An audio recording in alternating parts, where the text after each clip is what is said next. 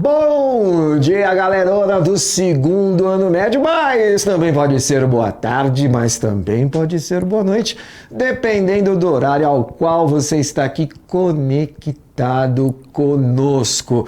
A gente está aqui trabalhando componente trabalho político e pensamento econômico, daqui a pouco, inclusive, eu detalho um pouquinho mais sobre isso, mas eu quero compartilhar com vocês um comentário aqui da Produça antes da gente começar a aula. Ah, mas é professor de história, mas agora não é mais aula de história. É também aula de história, mas não é só aula de história, porque no novo ensino médio, você já sabe, a gente trabalha com muita interdisciplinaridade numa trajetória que vai integrando os saberes, vai quebrando aquelas fronteiras tão pré-determinadas que antes colocavam as áreas de conhecimento em caixinhas cada vez mais distantes uma da outra. A gente faz o percurso ao contrário, a gente integra, mostrando que o saber acaba sendo muito mais rico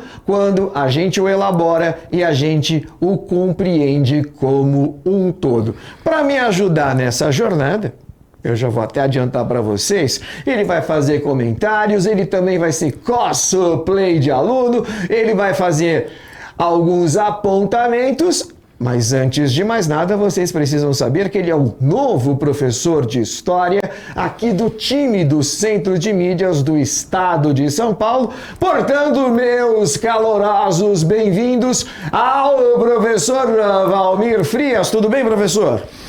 Tudo bem. Bom dia, né? Boa tarde, boa noite, como o professor falou, a todos vocês aí. E vamos fazer uma aula junto aí, para tentar deixar ela o mais dinâmica possível aí. Muito bem. Ele tá assim, calminho, inocente. Ele não sabe o que eu espero. Ele não sabe o que espera. Pronto, professor? Pronto. Tá certo, vamos lá. Bota no LED. Olha lá, vocês estão sabendo, o aprofundamento é o hashtag quem divide e multiplica, que faz parte da unidade curricular. Números também importam. E o componente número 4 que eu já tinha citado aqui, trabalho, política e pensamento econômico, estamos na atividade integrada número 4. Hoje é a aula 4 e nós falaremos de capitalismo e trabalho, parte 1. Muito bem. Nos interessa também falar dos objetivos. Aquilo ao qual a aula tenta motivar nesse percurso didático que a gente vai fazer. Olha lá, o objetivo principal é analisar o trabalho sob a égide, sob o cenário capitalista. E por isso a gente vai manter aqui o LED. E eu vou começar as minhas provocações. Professor Valmir, responda o que vier na sua cabeça, porque às vezes, quando a gente faz essas provocações, é muito legal, porque a sua intuição fica muito próxima, em vários momentos, do próprio professor parceiro que está nos acompanhando, ou até mesmo do aluninho do ensino médio. Trabalho e tarefa é a mesma coisa? Na verdade, elas se complementam, eu diria, né? Uma coisa tem a ver com a outra. Agora, trabalho pressupõe já que você vai ter algum ganho financeiro com aquilo, né? Eita, e nós, tarefa nem sempre. Agora melhorou. Por exemplo, o senhor está na sua residência. Olha a pia, tem aquele mundaréu de louça. Ao fazer a asepsia, a higiene doméstica nos utensílios, você está trabalhando ou fazendo uma tarefa? Então, você está trabalhando, mas na verdade é uma tarefa que você vai ter que fazer todo dia, né? Se você quer manter a sua casa legal e tal. Mas eu diria que é uma tarefa porque você vai ter um ganho com a sua saúde, mas você não vai ter um ganho financeiro com isso. E se você chama uma profissional para fazer toda a faxina da sua cozinha? É trabalho ou tarefa? Aí é trabalho. Estamos chegando lá a partir desse diálogo com exemplos. Eu vou dar uma complicada. Você mandou também, agora eu vou ser obrigado a dar uma complicada. Manda. E se você tivesse que definir algo que está profundamente relacionado à nossa vida, tanto doméstica quanto profissional, a questões ideológicas e estruturais, que é o capitalismo. Como você definiria o capitalismo? Eu acho que a maior característica do capitalismo é que você vende a sua força de trabalho, né? Então, assim, eu faço uma determinada coisa de uma forma bem feita, que as pessoas gostam. Então, eu vou vender esse meu talento, esse meu trabalho, vou ganhar por isso. E eu diria que aí está o cerne do próprio capitalismo, né? Muito bem, tá mandando bem, tô gostando. Inclusive, a gente vai deixar o bolo um pouquinho mais complexo e eu vou pedir para o meu convidadão, professor Valmir, ler a nomenclatura um pouquinho mais conceitual do capitalismo. Lê para nós, Valmir. O capitalismo é um sistema social mediado por contratos de produção... Parou! Vou pegar um exemplo aqui do meu velho pai. Uma pessoa que nasceu na década de 30, né? Faleceu em 2020, mas muita coisa que ele produzia ou que ele comprava, eu falava, pai, cadê o papel? Né? Ele falava, não, aqui é no fio do bigode. Isso é uma prática capitalista? A palavra, o empenho da palavra é uma prática capitalista? Eu acho que lá no início, sim, né? Mesmo porque você estava ainda utilizando algumas coisas que vinham de tempos atrás aí, né? Até mesmo do século XIX, se a gente for pensar. Por exemplo, aquela coisa da cadernetinha, né? Marca aí que eu pago no final do mês. Você não vai fazer isso no mercado hoje em dia, né? Uhum. Mas era algo muito comum na vendinha do bairro ou no mercado de uma cidade menor, onde todo mundo conhece todo mundo. E na realidade não deixa de ser uma prática capitalista, porque o dinheiro está envolvido nisso. Mas ao mesmo tempo tem a questão de você estar empenhando sua palavra também e a pessoa ali confia nisso e vai te dar o aval de tudo bem, pode levar, você me paga no final do mês. Coisa que hoje em dia já, né, dificilmente não tá acontece. Rolando mais. Se o sujeito ficar só empenhando a palavra, coitado, vai ter prejuízo, né? Vai.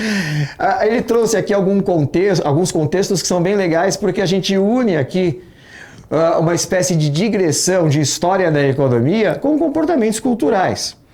O capitalismo, ele é mediado por contratos. É claro que lá nos seus primórdios, a palavra e o prestígio, a credibilidade era tão grande, porque se a pessoa perdia isso, ela perdia a possibilidade de fazer o famoso fiado. Sim. Ela perdia a possibilidade de fazer uma espécie de um financiamento indireto para conseguir comprar um fogão, uma geladeira. Então a palavra era super importante.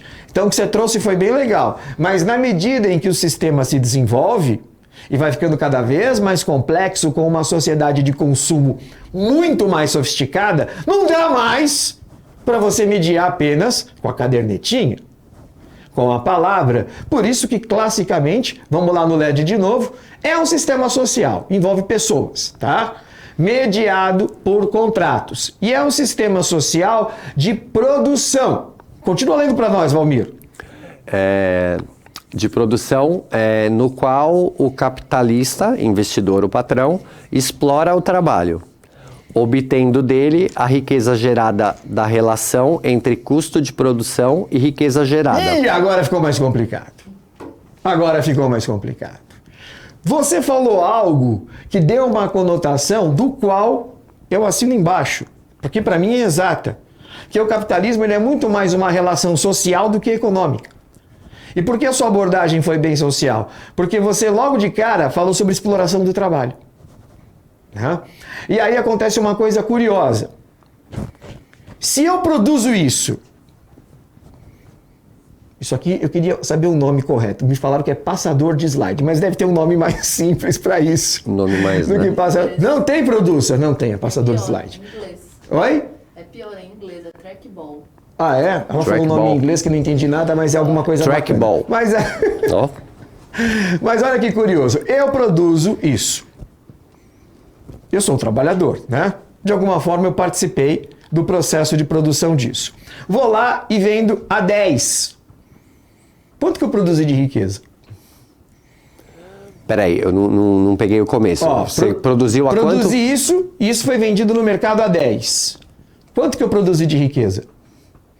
Com certeza não 10, né? Porque você tem o custo da produção, você tem impostos. O cara é bom, não é à toa que está no centro de mídias. Você pega o 10, abate o custo de produção, suponhamos que o custo de produção é alguma coisa aqui bem tranquila, foi 4. Significa que eu produzi 6 de riqueza, certo? Não, porque tem os impostos. Oi? Não, mas já está colocado no custo de produção. O custo de produção total deu 4, você vendeu a 10, teve 6. Sim. Você recebeu 6? Você que produziu, você é o trabalhador. Você recebeu 6? Bom, depende, porque se nesse custo de produção já está tudo exatamente, inclusive, por exemplo, o que você vai pagar para os seus empregados. Que é o chamado. Então, eu vou dar uma gastada agora. Eu vou gastar um pouquinho. Agora eu quero gastar. Nós aqui não estamos colocando algo chamado de capital variável. A mão de obra envolvida num processo produtivo é chamada de capital variável. Olha que curioso. Se eu produzir 6 e eu sou o trabalhador, eu deveria receber os 6. Mas o que acontece se o patrão me pagar 6? Ele não tem lucro. Ele não tem lucro. Então nós chegamos a 2 conclusões na sua resposta. Todo lucro num processo capitalista produtivo clássico, ele advém da exploração da mão de obra. Sim. E essa exploração de mão de obra, ela se fundamenta naquilo que está lá no LED. Volta para o LED, olha lá. Obtendo dele a riqueza gerada da relação entre custo de produção e riqueza gerada. Ou seja, você gera algo como riqueza, mas eu te pago menos do que você gerou como riqueza, e essa diferença vai para quem? Vai para o patrão. Vai para o patrão. Que, grosseiramente, alguns chamam de lucro, quando na realidade o que a gente tem aqui é uma exploração do trabalho. Por isso que eu achei bem bacana quando você trouxe a questão da exploração, porque você fez uma abordagem que é clássica na historiografia, que é a ideia de que é um sistema, acima de tudo, social. Né? Social. Continua lendo para nós. Vamos para o LED. A esmagadora parte dos produtos e serviços é feita em escala fabril. Parou! Tá. O que é produzir em escala fabril? É você produzir o máximo possível gastando o mínimo possível, né? Isso. Com a forma aonde você atinge, a galera que é coach, economista, o pessoal descoladão adora essa palavra. Eficácia. Com o menor tempo possível, produzir a maior quantidade possível, com uma qualidade satisfatória. É claro que isso vai envolver, no processo fabril, como o próprio nome já está dizendo, né? O ambiente da fábrica. Máquinas, energia sintética, não mais energia humana ou animal.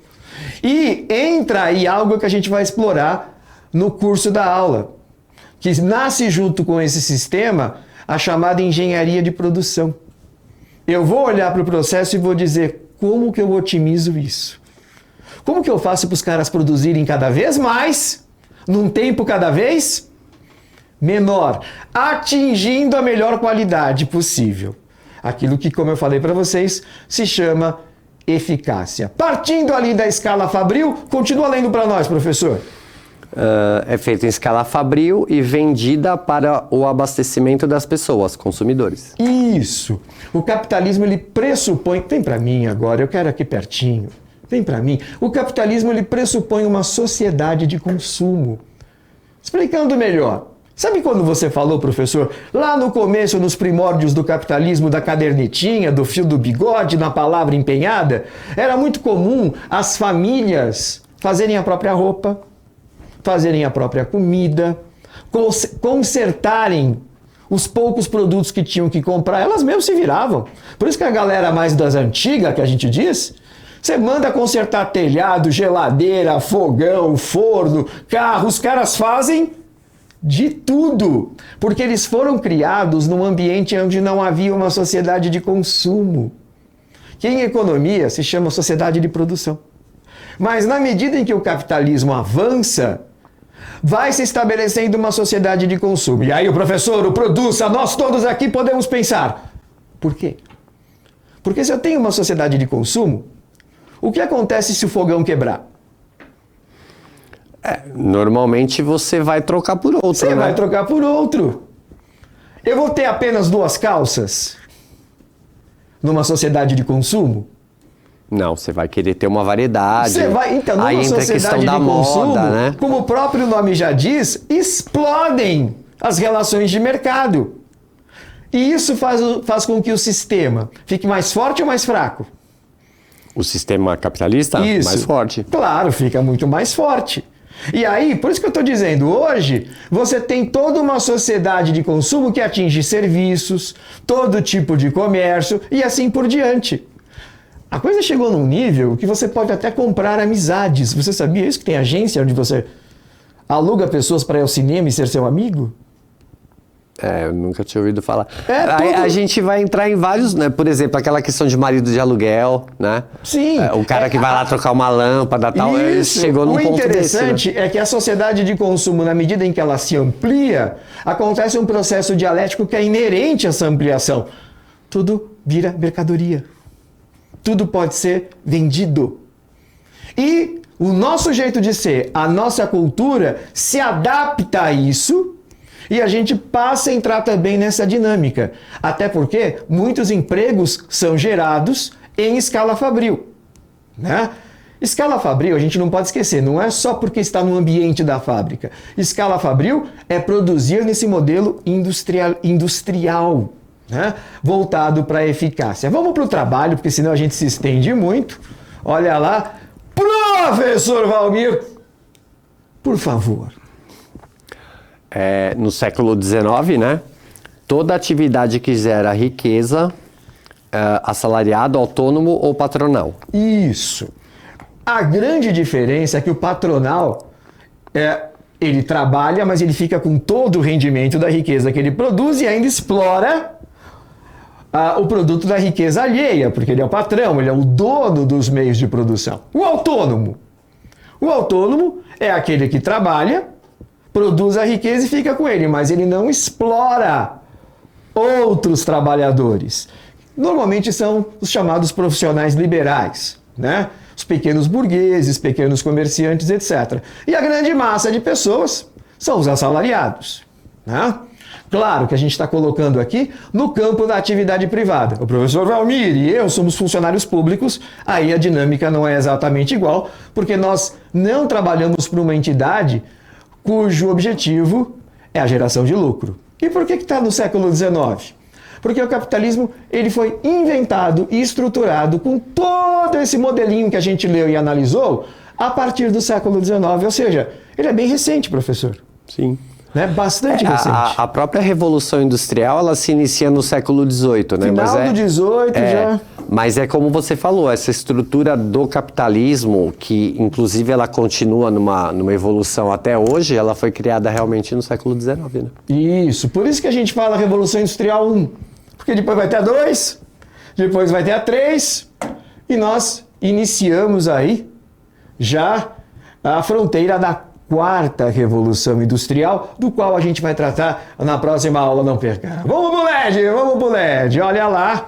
Algumas marcas daquilo que o professor tinha adiantado para nós. Primeira e segunda revoluções industriais, a questão do trabalho do século XIX, que dura até mais ou menos a Segunda Guerra Mundial, meados do século XX. Nessa fase, a gente tem uma super exploração.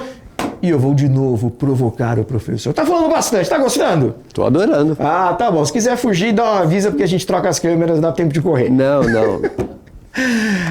Qual é a diferença entre exploração e superexploração?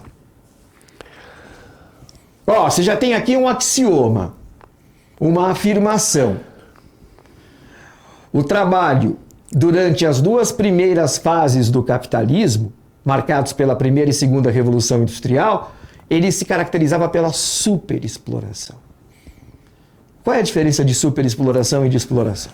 Eu acho que basicamente é a questão de você não ter o mínimo de direito, né? As pessoas trabalhavam numa fábrica no século XIX, elas trabalhavam 12, 14 horas por dia. No mínimo. 6 dias por semana, se não fosse 7. A dieta delas era feita de batata. É.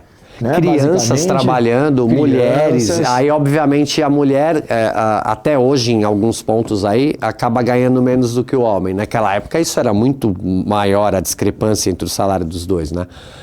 As crianças, então, ganhavam um valor irrisório. E trabalhavam o mesmo tanto quanto os adultos, né? Isso. A gente tem casos aí de crianças que dormiam em cima da máquina, que se Sofriam acidentavam. acidentes, depois não tinham garantia social alguma. Nenhuma. Ele falou da forma corretíssima. A superexploração é quando o trabalho ele fere a capacidade física do trabalhador. A superexploração é quando ele nega direitos básicos. A superexploração também acontece quando a dignidade é violada no processo de produção. Não é à toa, vamos voltar para o LED, que essa fase é chamada de capitalismo selvagem. É a primeira fase do capitalismo, também chamada de liberal. E por que do nome liberal? Porque as relações entre patrão e empregados não tinham uma mediação institucional. E aí, né, Valmir? Acontece algo óbvio. Quem é que tem mais poder político e social, o patrão ou o funcionário? O patrão, né? O patrão. E aí ele consegue impor regras do qual, como objetivo central, a gente sabe qual é. Ele quer otimizar o lucro dele. E se o lucro vem da exploração do trabalho, obviamente ele faz uma conta óbvia. Quanto mais eu explorar o trabalho, mais sobe meu lucro, né? Mas é claro que isso causa sequelas sociais e políticas extremamente relevantes. A gente está vendo aqui, inclusive no LED, né, a ausência de seguridade social e leis que atendam aos interesses trabalhistas como pano central da questão da superexploração. E aí, nesse curso, quando a gente chega no último quartel do século XIX, inclusive a gente estava conversando antes de entrar na aula, né, professor? Como esse sistema, você perguntou, o capitalismo vai acabar? Lembra que você fez essa pergunta para mim? Eu falei, não, eu acho que ele vai se modificar o tempo todo. Já está se modificando. Já ele vem se modificando durante todo esse período e ele continua não vai ficar modificando. igual ao capitalismo do meu pai, que não era igual ao capitalismo do meu avô. E o meu filho, quando ficar adulto, que tem 12 anos agora, ele vai para uma realidade de 5G, trabalhar por aplicativo, mundo ultra conectado e globalizado, cheio de automação microeletrônica, muito maior, que é claro que a realidade também vai ser outra, né? E nesse curso, a partir do último quartel do século XIX, já entrando no século XX, a gente começa a ter profissionais especializados, olha lá no LED, na engenharia de produção. Ele olha para o sistema fabril e pensa, como eu melhoro a produtividade e as condições de trabalho? Como assim? Eles são bonzinhos? São anjos? A questão é que começa a surgir uma classe de profissional que começa a perceber que se você... Já viu a fábula da galinha dos ovos de ouro? Já. O que acontece quando a pessoa abre o bucho da galinha achando que vai ter uma mina de ouro? Ela perde a galinha e perde o ouro, né? Perde a galinha e perde o ouro. Então, há um limite na superexploração. Se você continua nessa pegada, você compromete lá na frente a reprodução do sistema todo. E tem o grande mentor dessa ideia toda, né? Que a gente até conversou um pouco antes de entrar, tal, que eu sei que você vai falar a respeito. O próprio Ford, né? Ele explorava, mas assim... Ele chegou no momento que ele falou, não, é melhor eu pagar mais, porque aí o próprio trabalhador que eu estou pagando aqui vai comprar o veículo lá na frente. Então, assim, não deixa de ser uma exploração, mas ele vai... Certo. Né? Eu só iria um pouquinho só mais para trás, com o Frederick Taylor. O Taylor, Que foi o primeiro grande engenheiro de produção. O Ford se inspirou um pouco nas ideias do Taylor, muito. né? Ele olhou, ele percebeu o seguinte, eu não posso maltratar demais meu trabalhador, porque senão eu comprometo a reprodução do sistema, né? E aí o que acontece? Em vez de maltratar o trabalhador, eu vou colocar alguns limites na superexploração e vou oferecer bônus para quem produzir melhor. Isso. Entendeu? E mais importante de tudo, ele começa a dividir tecnicamente a produção.